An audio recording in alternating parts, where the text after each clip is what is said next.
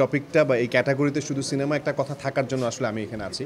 শুধু নাচ থাকলে এখানে কোনোভাবেই আমি চান্স পেতাম না। পরে আমি বুঝলাম ভাইয়া নাচতে না পারলেও আমি নাচাতে পারি। কত কাপড় পরে পূরণ করছে সেটা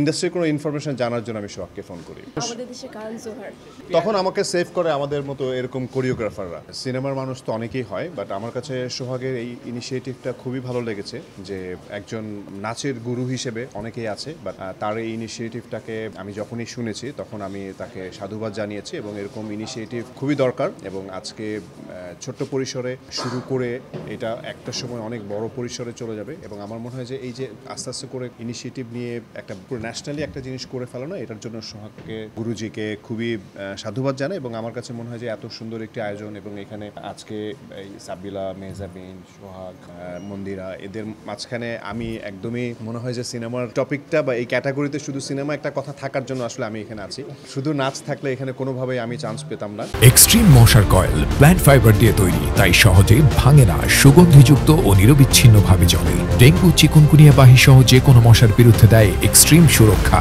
আমার এক শুটিং এর সময় অমিতাভ ভাই আমাকে একবার প্রশ্ন করেছিল বাংলা লিঙ্কের শুটিং এর সময় যে তুই নাচতে পারিস না কেন। পরে আমি বুঝলাম ভাইয়া নাচতে না পারলেও আমি নাচাতে পারি। সো সেটা ছিল। বাট এখন ব্যাপারটা হয় যে অনেক অনেক ইভেন্ট করা হয়েছে আমাদের গুরুজির সাথে। সোহাগ বলে যে তুমি প্রতিবার কিন্তু লেট করো, এবার কিন্তু আমরা 3-4 দিন রিহার্সাল করবো। পরে দেখা যায় ওই ঘুরে ফিরে 1 ঘন্টা 2 ঘন্টা। এবং সোহাগ জানে যে আমাদের সাথে আমাদের এই কত কাপড় পরে পূরণ করছে সেটা